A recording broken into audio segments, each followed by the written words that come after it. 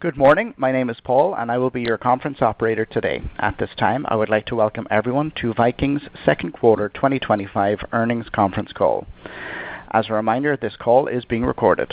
All lines have been placed on mute to prevent any background noise. After the speaker's remarks, there will be a question and answer session. If you would like to ask a question at that time, please press star 1 on your telephone keypad. If you wish to remove yourself from the queue, please press star 2. Thank you. I would now like to turn the program to your host for today's conference, Vice President of Investor Relations, Carola Mengolini.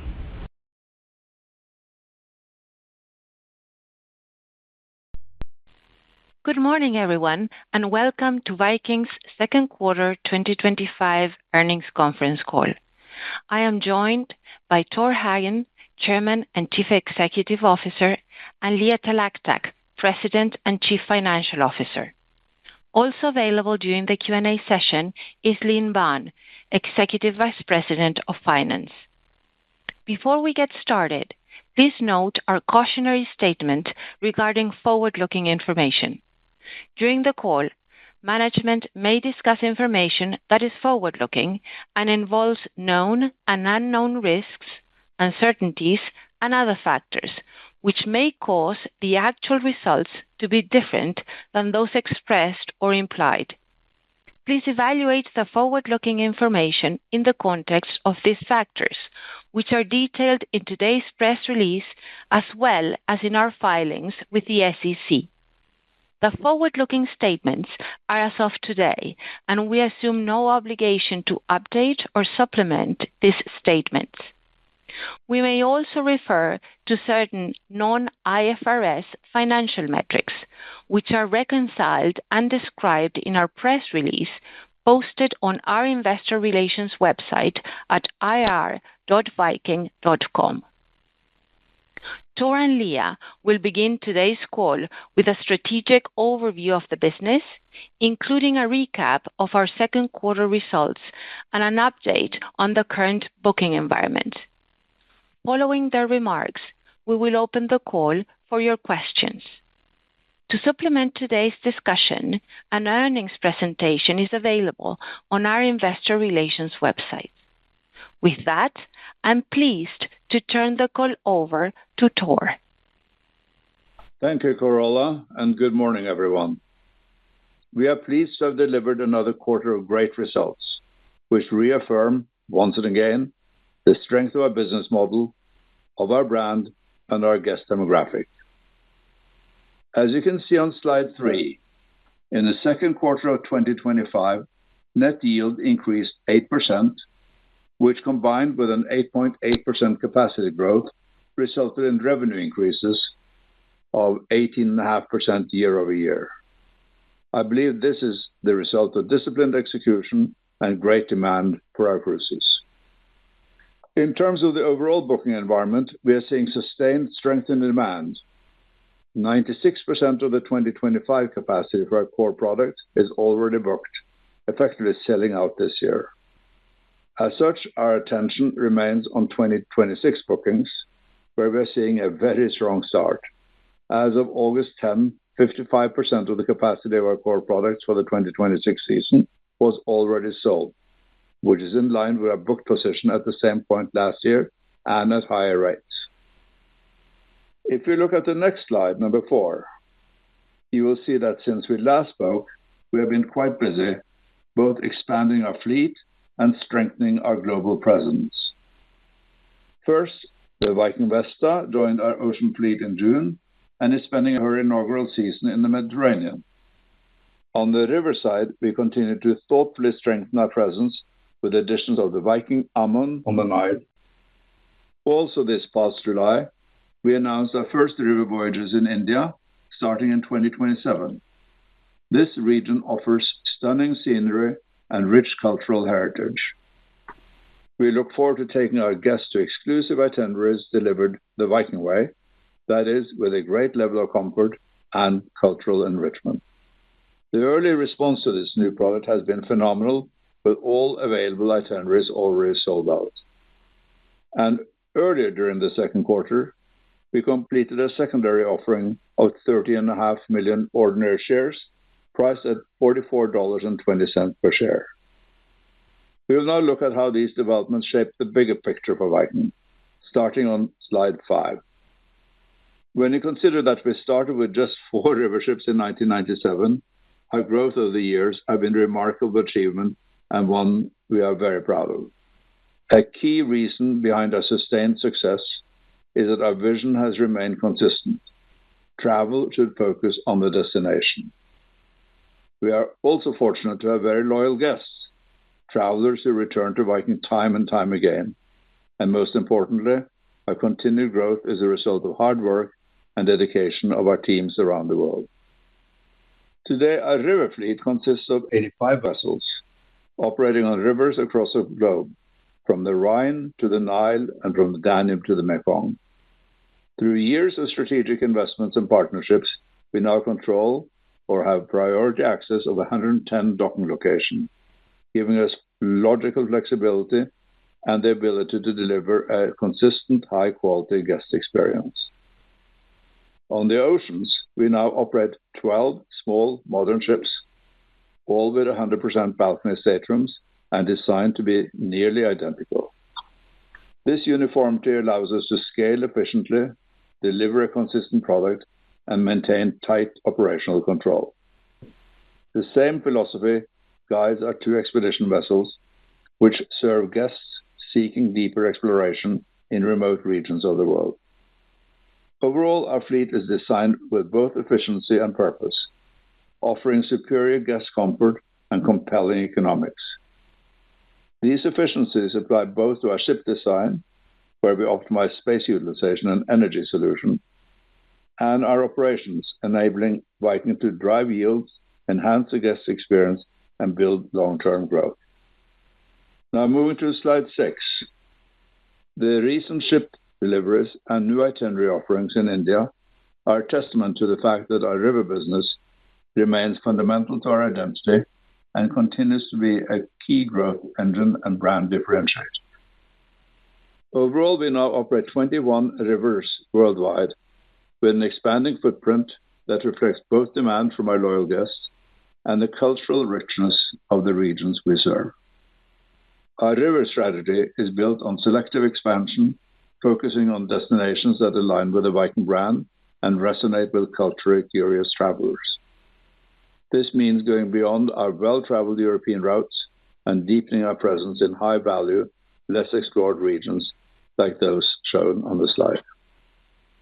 In Egypt, the Nile continues to be a strong performer. We now have 7 ships in operation and plan to deliver 5 more by 2027, underscoring our confidence in the long-term demand for this iconic destination. On the Mekong River, through Vietnam and Cambodia, we currently operate 1 vessel, with another scheduled for delivery later this year.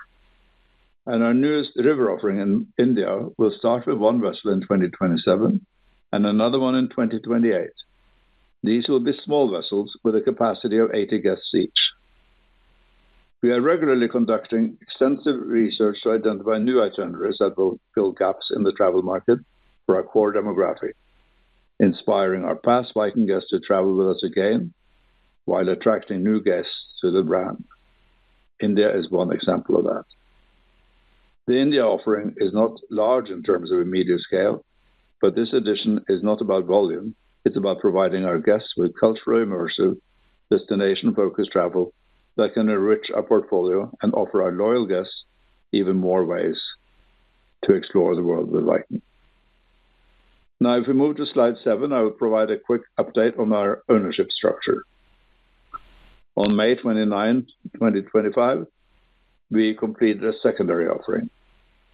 An aggregate of 30.5 million ordinary shares were offered by TPG Capital and CPP Investments at the price of $44.20 per share. As you can see on the slide, this transaction adjusted our ownership composition, increasing our institutional float and further diversifying our shareholder base. We appreciate all who participated in the offering and are grateful for the continued interest and support in Viking. With that, I'll turn to Leah to discuss our financials. Thank you, Tor, and good morning, everyone. I will start by reviewing our very strong second quarter results. On a consolidated basis, total revenue for the quarter increased 18.5% year-over-year to $1.9 billion. The year-over-year increase was mainly driven by increased capacity, higher occupancy, and higher revenue per PCDs. Capacity increased 8.8% this quarter, driven by the delivery of 2 river vessels and 1 ocean ship in 2024, as well as an additional river vessel delivered in March 2025.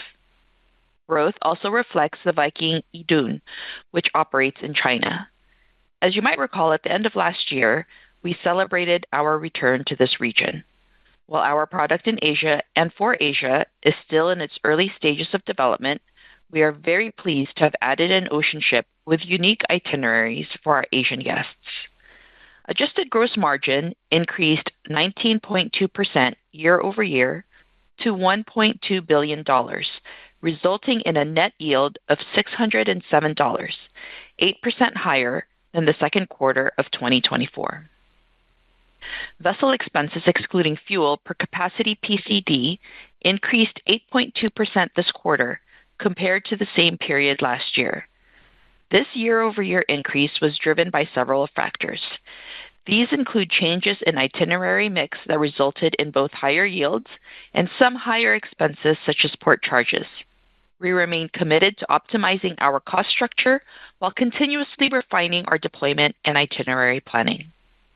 Regarding SG&A, following the year-over-year step-up in expenses in the second quarter, we continue to invest in our teams as well as in sales and marketing to support future growth and drive demand generation. Adjusted EBITDA for the second quarter was $633 million, 28.5% higher than the same period last year. This significant year-over-year increase was mainly driven by higher capacity, occupancy, and net yields in both the ocean and river segments. As we have mentioned in the past, the combination of capacity growth and yield growth translates into healthy EBITDA growth. Net income was $439 million, an improvement of almost $280 million when compared to the same period in 2024. I will note that the net income for the second quarter of 2024 includes a loss of $123 million from the revaluation of warrants issued by the company due to stock price appreciation, and it also includes a loss of $66 million from the net impact of the private placement derivative loss and interest expense related to the company's Series C preference shares. Adjusted net income attributable to Viking Holdings Ltd was $439 million, 25.8% higher than the same period in 2024. The net income is also impacted by fluctuation in currency. To this end, we have hedged a significant portion of our euro exposure for 2025 and 2026 operating expenses. We have 470 million euros hedged for 2025 and 500 million euros hedged for 2026 at a weighted rate of $1.10 per euro. We also worked on opportunities to offset our currency exposure on the balance sheet, such as our euro-denominated loans. For example, we naturally hedged these loans by converting an equivalent amount of cash holdings into euros as of late Q2 2025. With this, on a go-forward basis, we have generally mitigated the unrealized currency fluctuations caused by the euro loans due to fluctuating euro rates. Adjusted EPS was 99 cents for the second quarter. Before moving to our reportable segments, which are on slide 10, I would like to highlight that for the first half of the year, our consolidated adjusted gross margin increased 20.7% year-over-year to over $1.8 billion, and our net yield was $584, 7.6% higher than in the same period last year. Now, I will briefly discuss our two reportable segments, River and Ocean. Unless noted, I will be referring to year-to-date metrics or 6 months ended June 30, 2025. In the River segment, capacity PCDs increased 7.5% year-over-year, mainly driven by the addition of 2 new ships for Egypt delivered in 2024 and the Viking Nerthus, which began operating on the Seine River in March of 2025. Occupancy for the period was 95.6%, an increase of almost 100 basis points compared to the same period last year. Adjusted gross margin grew 15.8% year-over-year, and net yield was $607, up 6.9% year-over-year, driven by strong demand for our European itineraries. As a reminder, the bulk of our river business begins in the second quarter. For ocean, capacity PCDs increased 11.2% year-over-year, mainly due to the addition of the Viking Vela in December of 2024. Occupancy for the period was 95.2%, about 25 basis points higher than last year. Adjusted gross margin increased 24.9% year-over-year to $888 million, while net yield increased 12% to $551. The increase in net yield was primarily driven by a favorable mix in deployment. I will particularly highlight the positive impact of operating 1 world cruise this year compared to 2 in 2024. Excluding this impact, net yield for the period would have increased by high single digits compared to 2024. Now moving to the balance sheet on slide 11, you can see that as of June 30, 2025, we had total cash and cash equivalents of $2.6 billion, and we also have an undrawn revolver facility of $375 million. Our net debt was $3.2 billion, and our net leverage was 2.1 times. As of June 30, 2025, deferred revenue was $4.4 billion. Also on slide 11, we show you our bond maturity outlook. As you can see, maturities are in 2027 and beyond. With this, I'd like to confirm our debt amortization for 2025 and 2026. As of June 30, 2025, the scheduled principal payments for the remainder of 2025 were $142 million and $258 million for the full year 2026. From a committed capital expenditure perspective and for full year 2025, the total expected committed ship CapEx is about $990 million, or $560 million net of financing. And for the full year 2026, the total expected committed ship CapEx is about $1.2 billion, or $70 million net of financing. The main drivers of the total committed ship CapEx for 2026 are 2 ocean ships, Viking Mira and Viking Libra, which are scheduled for delivery in 2026. With that, I'll turn it back to Tor to review our business outlook, including our booking curves. Thank you, Leah. Let's now dive into the booking curves, which are all as of August 10th, 2025. On slide 13, we show our consolidated metrics for our core products. As you can see, we are in very good shape, both for the 2025 and the 2026 seasons. The 2025 season already has 96% of our capacity PCDs booked. Advanced bookings equal $5.6 billion, which is 21% higher than the 2024 season at the same point in time, while the capacity is increasing by 12%. And for 2026, we are already 55% booked with $3.9 billion of advanced bookings. These are 13% higher than the 2025 season at the same point in time in 2024. Capacity for our core products is increasing by 9%. Let us now talk about the advanced booking curves for the segments. On the next slide, you will see the curves for ocean cruises. This is slide 14. I will start with the blue line, which shows the bookings for 2025. Overall, we have sold 95% of our capacity PCDs for the year and have $2.5 billion of advanced bookings, which is 29% higher than last year at this point in time. Capacity is increasing by 18%, and rates have remained strong as we finish selling the last quarter of the year. If you now look at the yellow line, you will see the booking trend for the 2026 season, which is in very good shape too. As of August 10th, we had sold about 64% of the 2026 capacity for ocean. which is increasing by 9%. Advanced bookings are 19% higher than last year, with rates equal to $780 compared to $752 for the 2025 season at the same point in time. Now, if we move to slide 15, you will see the curves for the river cruises. I will start with advanced bookings for 2025, which is the blue line. As you can see, we are having a great year with 97% of the 2025 capacity already sold as of August 10th. We have over $2.7 billion in advanced bookings, which is 16% higher than last year at this point in time. As you can tell, we have continued to book our remaining inventory at very attractive rates. Capacity for the river segment is expected to grow approximately 6%, a slight decrease from the 7% reported last quarter. The most notable update is related to 2 vessels previously scheduled for delivery at the end of 2025, which are now expected at the beginning of 2026. The impact of these changes to the advanced booking curves and our metrics for 2025 and 26 for that matter is immaterial. Now, looking at the yellow line, these are the advanced bookings for the 2026 season. As you can see, we have sold about $1.6 billion in advanced bookings, which is 5% higher than the 2025 season at the same point in time. Our operating capacity for river is up 9% year over year. This number is slightly higher than what we reported last year, driven by the changes in delivery dates previously mentioned.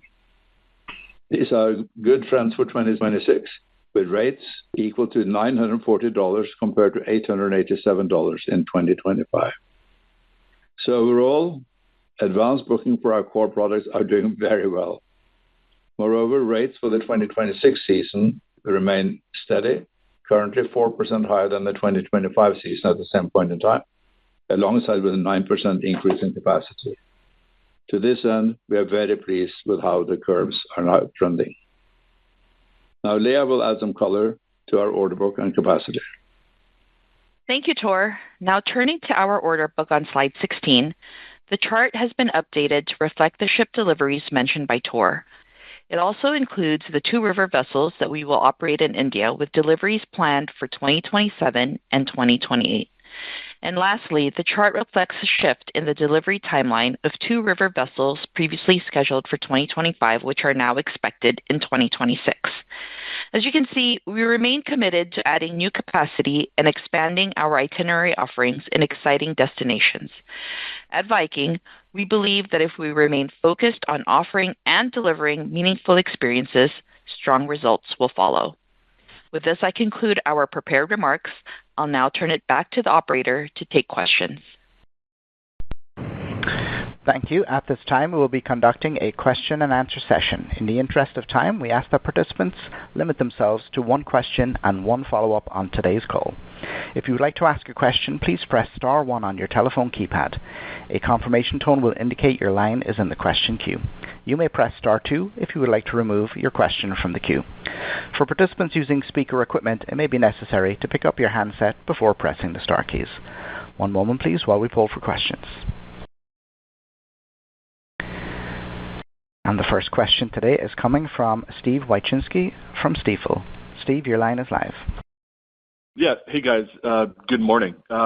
Congratulations on a solid quarter here. So, Tor or Leah, I'm wondering if, maybe you could just walk us through the last couple months in terms of booking progress for 26. And I guess what I'm trying to understand here, or understand a little bit more here is obviously there was some slowdown, in bookings if we go back and think about February and March around Liberation Day stuff and just general macro uneasiness. And then when we heard from you guys last April and May, it seemed like it improved, and wondering then if you could just walk us through maybe what you kind of have seen in June, July, and so far in August in terms of how bookings have trended across both river and ocean, and maybe if your core customer has become more selective with how and when they are booking. Thanks.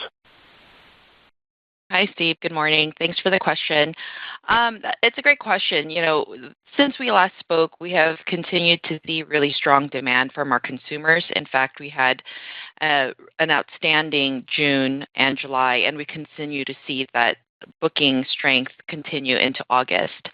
and that's reflected in the fact that we're 55% sold for 2026. So from our perspective, the consumer behavior is pretty much, consistent with what we have seen in the past. We've seen our guests start to really engage and start to book their holidays for the 2026 season.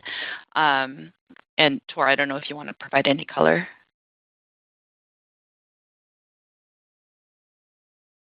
You're in mute, Tor.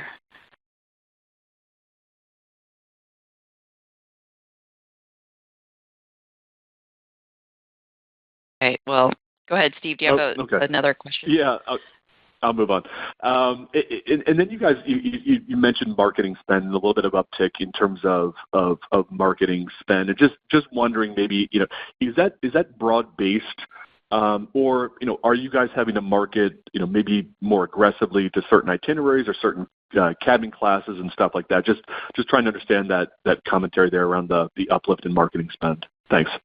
Yeah, sure. So we, in the past, we have spoken to the fact that if we see a little bit of softening in demand, that our first lever that we pull is marketing, not necessarily pricing. And you've spoken to this a little bit of a softer demand around Liberation Day, and so that's where we turned on our marketing machine and just promoted more, not necessarily discount, but just got the word out and got the consumers focusing on Viking and stimulating that demand. So that's what you see there. And, it's something that we do as part of our business strategy of, direct-to-consumer interface. Okay, gotcha. Understood. Thanks, guys. Really appreciate it. Thank you. Thank you. The next question will be from Matthew Boss from JP Morgan. Matthew, your line is live. Great, thanks, and congrats on a nice quarter. Thanks, Matt. So, Tor, with 2026 bookings off to a very strong start, as you cited, how do you see the current 26 booked position at over 50% today, allowing you to optimize pricing on capacity for 26 at this point? Yeah, this is always a tricky game. At the prices we get, we have a reasonably good return, and we also want to make sure that our guests get good value for money. So we should be careful that we don't get overly excited also. But it's a balance we strike, and I think we are in a good spot now where we are. Might possibly, when you look at things backwards, might possibly have pushed the price a little bit higher. But I think we're quite satisfied with where we are. Great. And for a follow-up, Leah, maybe could you provide some perspective on the 4% advanced bookings per PCD growth to date? Is mid-single-digit yield growth for 26 the right baseline, or just any puts and takes to consider as we move further down the booking curve? Sure. So I think, we don't provide guidance, but we have, that is our goal, is to mid-single digits price growth. And, taking into perspective, we've talked a little bit about average price per day. We are averaging $800 to $900 per day, and that's 4% on top of already 7% that we've achieved in 2025. So the pricing increase, in addition to our capacity increase, we believe will lead to great revenue and EBITDA growth, not just in 25, but also in 2026. And at the end of the day, we are building long term. We want our guests to repeat. We want good value for money. And our payback on our ships reflect that, our pricing is also quite strong. Our payback for ocean vessels is 5 to 6 years. Payback for rivers is 4 to 5 years, and that's even before the negative working capital with the fact that our guests book and pay, 7-8 months prior to departure. So overall, I would say that the consumer is showing signs that it's healthy. They're engaged, they're booking, and we are able to demonstrate that our goals of mid-single-digit price increases is achievable. Great color. And if I may add, we are of course fortunate because we believe we are somewhat contrarian. So we have been able to contract ships at very good prices. We are also a good negotiator when it comes to shipyards. So you can say the ships that we now have on the books have been acquired at fairly attractive prices, which gives advantage relative to anybody who might want to expand their position or even enter this market. So I think we want to make sure that we give good value to our loyal guests. It's really helpful color. Best of luck. Thanks. Thank you. The next question will be from Robin Farley from UBS. Robin, your line is live. Great. Thank you. Just looking at your booked revenue per cruise day for 2026, and that up 4%. It had sounded last quarter like you had maybe expected that would tick up over the course of this year. It sounds like is maybe the expectation that it won't tick up, that it maybe will sort of stay at this level. So maybe a little bit of a different view than you had last quarter, or how should we think about, the commentary that you're giving us today? Thanks. Hi, Robin. Well, all right, go ahead, Lynn. No, please go ahead, Leah. Yeah, I can start, and then you can kind of give your perspective. But, we have said mid-single digits, and we didn't give any guidance that we thought it would tick up. So I just wanted to clarify that. But go ahead, Lynn. No, I agree with what Leah just said. I think, in our last call, we said if market conditions remain, we do feel that we would get to our mid-single digit goal. And, we'll just reiterate what Tor and Leah both just said, that, we feel our capacity increase plus our yield increase would lead to good, healthy EBITDA growth. So as Tor said, and we'll reiterate, we feel we're in a great position for 2026. We're 55% sold. Rates are higher, and given that our average revenue per day is $800 to $900, we feel we are in a good spot. Okay, thank you. And just as a follow-up question, on the expense side, you mentioned there were some things having to do with port charges, some more marketing, different things that were contributing to that higher expense uptick. Can you give us a sense of how much of that do you think is this the new base for, in other words, should we expect this expense increase to continue, or were there kind of one-time items or non-recurring factors in the quarter? Because I'm just thinking about that rate of expense growth relative to next year's, revenue growth, if it stays at the 4% level, just to get some comfort that expenses wouldn't be up, that much more than revenue. So anything about, but maybe sort of non-recurring from this quarter. Thanks. Sure. So, at the end of the day, quarterly variances may occur due to a variety of things, the timing of repairs and maintenance, ship deliveries, itinerary mix. But like we noted in the past, we are long-term, and we do not manage our business quarterly. We do manage at most on an annual basis. We try to be prudent with expenses while not compromising quality. And so what we can say is for the first half of 2025, compared to the same period in 2024, operating expenses, excluding fuel, was up 3.9%, and our capacity was up 11% for the same period, and yields were up 7.6%. So overall revenue growth grew 20.5%, and adjusted EBITDA grew 45%. So I think, for the first half of the year, given the slight tick up in operating expenses, we were able to yield really strong revenue growth and EBITDA growth. Thanks. So the Q2 expenses, that's not the level that you're saying, there are quarterly fluctuations in there. That's the right way to think about it? Correct. There will be quarterly fluctuations. Agreed. There will be quarterly fluctuations. Okay. Thank you. Thank you. The next question will be from Andrew Didora from Bank of America. Andrew, your line is live. Hi, good morning, everyone. Tor, Leah, just wanted to ask one more just on 2026 pricing. Obviously, across the portfolio, it held steady from your last update. But just digging into the presentation, it looked like river pricing did accelerate from your last update while ocean was decelerated modestly. Can you maybe speak to some of the differences you're seeing in consumer behavior across the two segments, if any at all? Yeah, sure. So, hi, Andrew.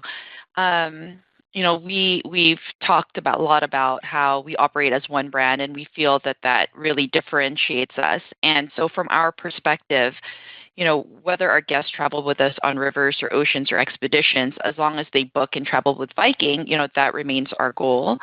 And year-over-year price changes will always be dependent on what is sold. And in the last call, Lynn talked a little bit about how the river curve is slightly different in shape of when the curves develop because of the seasonality of the product itself. And so you're starting to see that in the curves that we presented today, where the river curves have picked up. And at the end of the day, we price to demand, and we feel, again, with the $800 to $900 per day in revenue achieved across all our products, we feel we are well positioned in how our curves look for the 2026 year. Got it. Thank you. And then, look, I know you get this question a lot, but as one looks out to next year, net debt is likely headed below, maybe a turn of net leverage. What metrics in your mind do you have to get to in order to consider capital returns to shareholders? And I ask just because another cruise company started to return capital with net leverage, above where you are today. So just curious how we should think about that. Thank you. Yeah, sure. So we're committed to a balanced capital allocation framework. At the end of the day, we have said that we feel that the large cash reserve we have on hand at the balance sheet provides a great buffer against unpredictability. We've seen it in years past and even in this year. So it gives us that stability and flexibility to be able to be contrarian. And, we believe the strategy reflects our long-term perspective and readiness to deploy capital when market conditions are favorable or take advantage of when things arise. So currently, we're not contemplating a dividend or share buyback, but they are an option to return capital to shareholders in the longer term. But, given that we're just past our one-year mark, I think there are better uses of our cash in terms of generating return to investors. Thank you. Yep. Thank you. The next question will be from James Hardiman from Citi. James, your line is live. Hey, good morning. So wanted to actually follow up on that last question, well, I guess 2 questions ago. The idea that as we think about 2026 advanced bookings per PCD, that river is accelerating a little bit and ocean is decelerating a little bit. Are those trends that we should anticipate moving forward? And maybe you can speak. I'm curious how capacity growth impacts pricing growth. Obviously, the ocean segment growing at a much faster pace. Does that put downward pressure on pricing relative to what we're seeing in river? Thanks. I wouldn't say that the growth has much to do with the pricing on the ocean segment, quite frankly. I'd probably almost flip it around a little bit. The growth that we see in our ocean business is really a clear manifestation of the outstanding product that we have on the oceans. I go from time to time on board our vessels and talk to our guests, and they are very enthusiastic about what they experience. So I think we see very good growth opportunities on the ocean. We see it on the rivers too, but I see no signs of a slowdown in the ocean. Maybe we could have had a little bit higher price on the ocean in the last couple of quarters, but at these rates, we get a reasonably good return to shareholders as it is, and it gives us a good chance to deliver a good product and good results. Some interesting things when we look at look at what's going on, is that the people who now travel on our ocean business are to a large extent people who have been on other ocean cruise lines before. I'll not mention names of some of them, but we have it in some of our presentation material from earlier, where they've been on ocean cruises. I call them more floating theme parks with their children, and then they grow up. I guess that is. They get into their 50s and say, we really want to have a different experience than this stuff where we go with our kids and do all the fun stuff. We want to have a quiet, serene experience. And I think they don't have much choice, and they're so enthusiastic about what we have. So I think our ocean product has very much demand coming, and we have very fortunate to have the large order book that we have at very attractive prices for the ships. So we can talk about the fine tuning of the fares. As I said, we could have done a little bit better. Looking backward is always easier, but I think the ocean business is in great shape, and I say the river business is also in very good shape. We have 50% of that market, 52%, I think, latest count. So I think we're in excellent position on both of the products. Got it. That's helpful. And I wanted to ask about mix a little bit. Obviously, the 4% for 2026 is getting a lot of focus this morning. It's the same number as last time around. And so one takeaway might just be that nothing's changed, right, since May 11th. I guess, are there any mix offsets that we should be aware of? I don't know if there's this concept of sort of like for like. Has that gotten any better, and maybe that's offset? We've talked a lot in the past about sort of the premium rooms booking first. Obviously, there's a lot of different parts of the world. So curious about how mix impacts that 2026 number. And then maybe a way too early question for 2027, but, how do we think about mix there? It looks like your Egyptian capacity is almost doubling. I think you get some real good prices for those rooms. Should we be thinking about that as a tailwind to pricing in 2027? Thanks.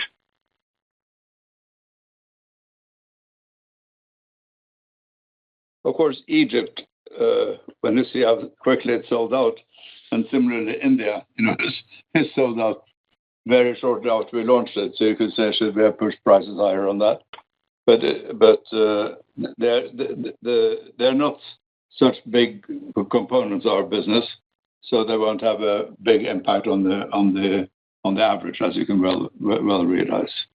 But I think it shows the great desire our guests have to go to new places, and how easy it is for us to introduce new products. The way we introduced the expedition product is another example. Our guests want to have more experiences.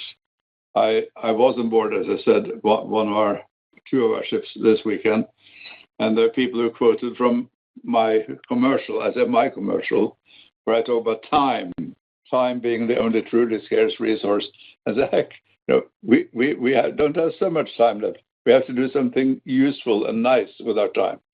And what other thing is there to do than travel with Viking? They knew I was, of course, so that probably buttered me up. But I think this is very, very key. How we can find new experiences for them. And we have had a long debate, how much of a luxury product are we? We are about, other people define luxury one way or another. I don't think our guests necessarily like to have butlers roaming around their luggage, and whether it's dirty or clean laundry. But, we are really we are an understated, elegant product, peaceful, quiet.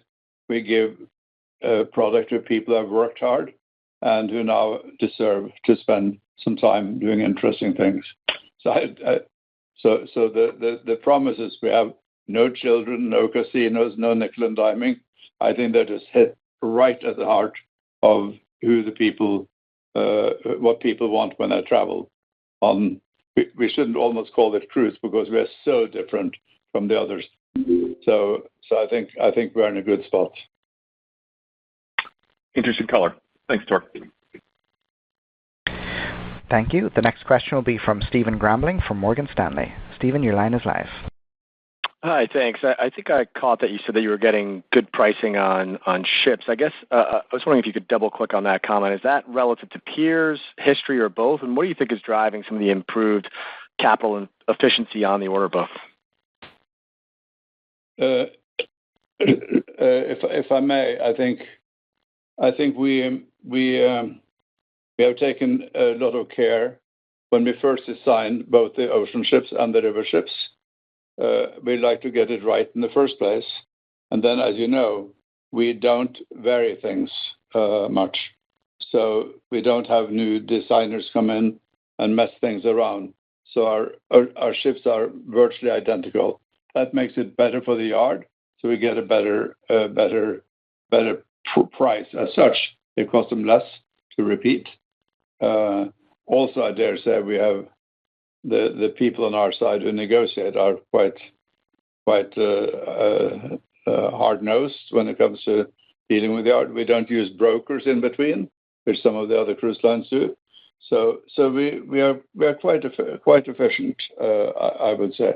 So the comparison is really both with our prices of the past, because of course with inflation we have had to pay somewhat more, but certainly compared to anybody out there now contracting ships, we get much better prices than they, because we are quite efficient and we don't waste space or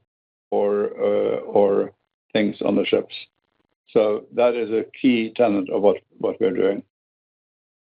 That's helpful. And maybe changing gears as a follow-up, could you just talk about some of the puts and takes to gross margins associated with thinking about the gross pricing you have in your advanced bookings versus what we're seeing in net yields, which look like they've been a little bit better, and how to think about that maybe into next year? Thank you. Sure. Hey, Stephen, this is Lynn. So what we provide in our booking curves are what generally a guest would book. So cruise, land, air, etc. In our net yields, we do include costs, onboard spend, and ancillary revenue. So that's how you go from what we have in the curves to what is eventually presented in our financial statements. There will be a difference, as you note, but we've done a good job of being able to keep rates up.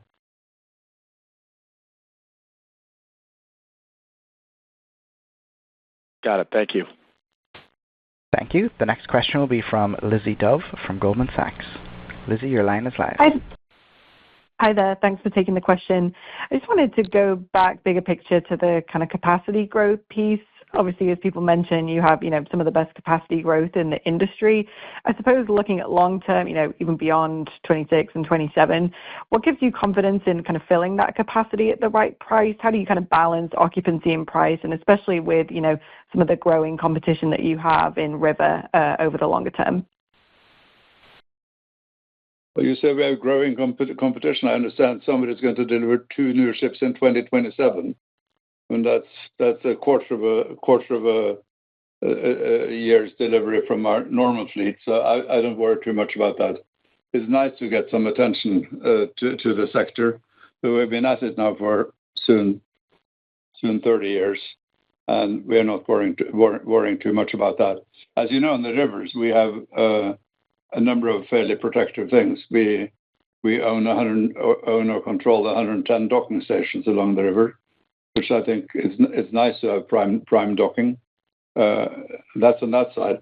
On the oceans, I would say that given we haven't seen any indication that it's going to be difficult to fill. And at some stage, we may also need some more tonnage for our product in China, which we are developing for the Chinese source market, which we are developing. And it seems to be coming along quite okay. But we are, at least sitting here today, we're not the least worried about filling that capacity. We're more worried about making sure we have enough capacity that's more of an issue. Great. That's super clear. And then just following up on one of the earlier questions about capital returns, I think you mentioned in your answer that you would see better uses of cash. I'm curious whether any kind of M&A would be on the cards and what kind of, whether it's tuck-in acquisitions that you might consider. Thanks. Yeah, sure, Lizzie. We talk about our committed order book, so you could see that we have our growth engine is ocean, and our strategy is to maintain our dominance in the river. So that that strong cash balance gives us the opportunity to continue to contract these vessels further out with options going out to 2032 and 2033. And when we think about M&A, our ROIC is a benchmark that we want to further improve, and we're ready for an acquisition if the right opportunity presents itself. And in the past, we've talked about our guiding principles, which is that it's scalable, it's margin accretive, and it's complementary to the brand. And, India is an example of that, where it is definitely complementary to the brand. Our guests have largely sold it out and have demonstrated that when we come to market with a new product, they are very willing to, book, in this case, 2 to 3 years out. So, we believe that making sure that these three guiding principles are met are really what drives our decisions in terms of acquisition and further expansion. So we remain watchful. There are plenty of opportunities and plenty of companies that come up for sale every once in a while, and we do assess them. But at the end of the day, we want to make sure that these three principles are met. And I would say, Leah, that everybody in top management of Viking, I think some of us are owners too, but I think we all have the owner's mentality rather than the manager's mentality. We want to we think about what we're doing for the shareholders, not what we're doing for the management egos. If an acquisition should take place, it has to be a good deal, and it has to fit for those principles. So I wouldn't have too much fear. Thank you. Thank you. The next question will be from Alex Brignall from Rothschild & Company, Redburn. Alex, your line is live. Thank you very much. Good morning. Just asking a question on a couple of things, I guess, both related to the product and new entrants. You talked about the position you have with the shipyards. When you think about where capacity would come from if others were going to want to build longboats, river ships, is that where the restrictions lie? I guess the major cruise lines would talk about their relationship with existing shipyards, but can you just talk about, obviously you've done a phenomenal job of building a very consistent product up to a very, very high standard, and so it's good for us to understand what the restrictions are on other shipyards that could build river ships. We obviously know how it works in the ocean space a little bit better, and perhaps I'll ask my second one because it's very related. You have obviously a very consistent product on both sides, and you obviously understand your customer very, very well.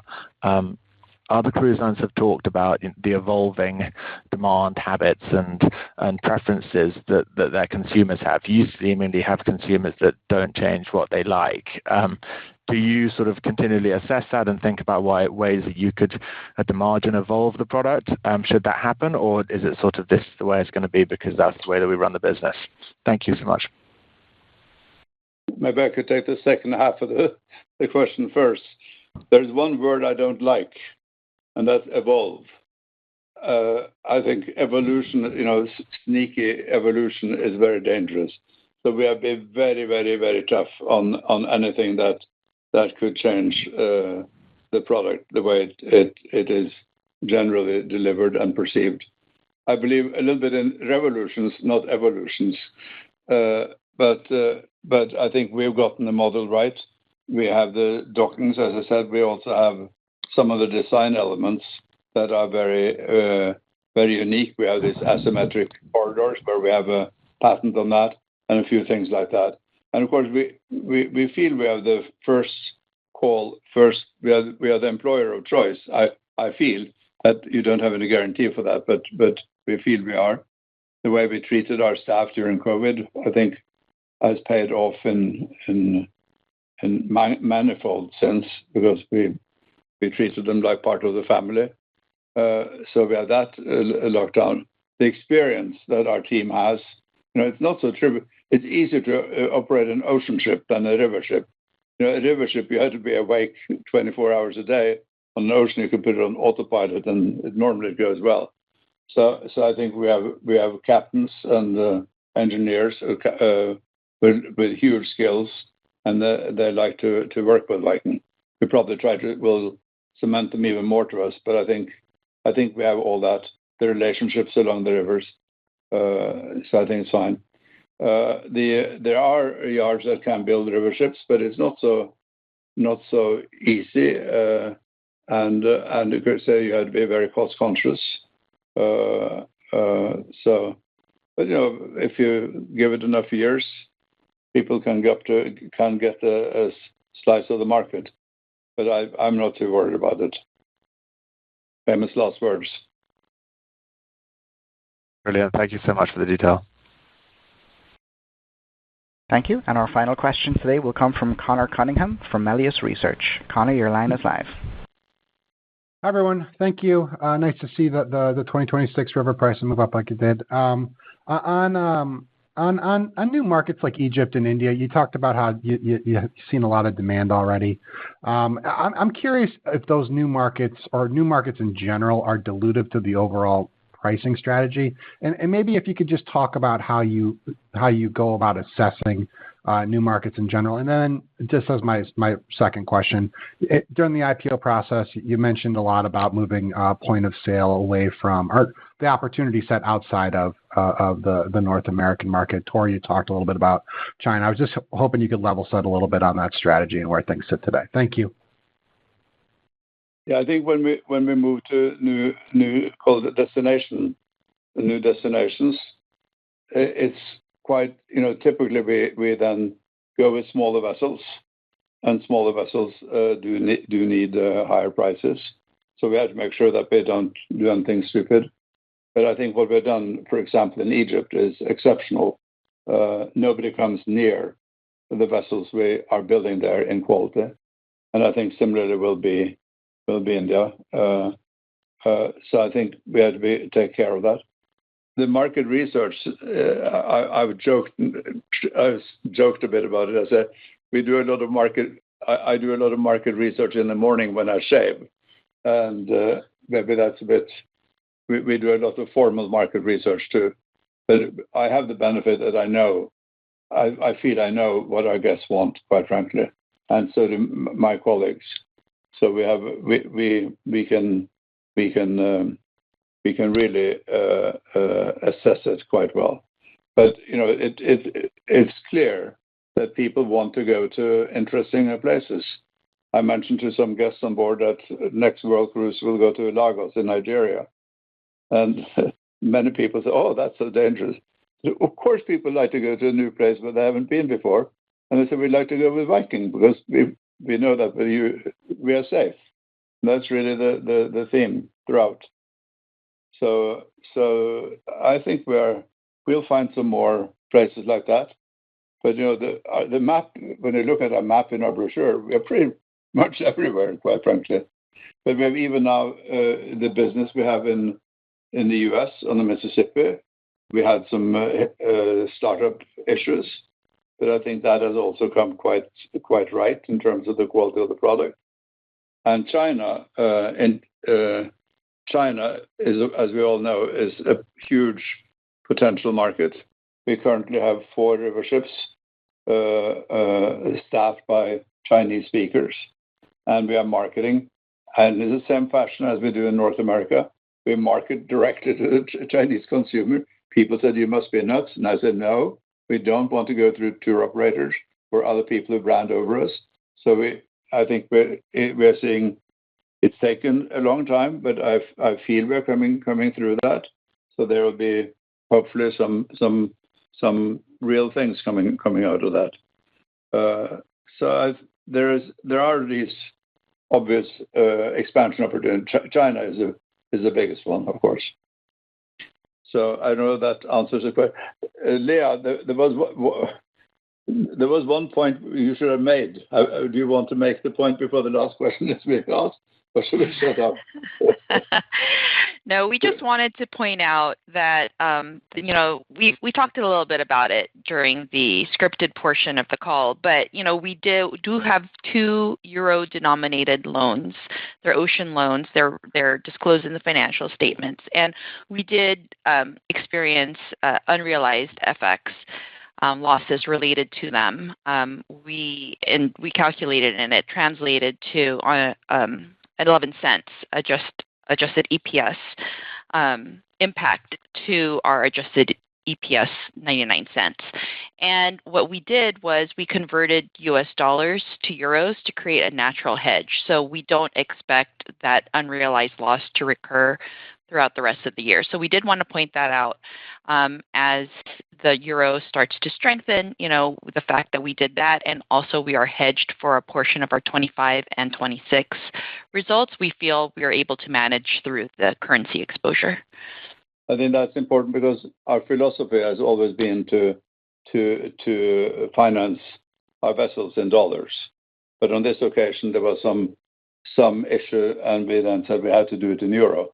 And we're probably a little bit slow in converting or in having a matching euro deposit. So that has that negative impact both on Q1 and Q2 this year. But that should not be a recurring event for those who like to look to the future.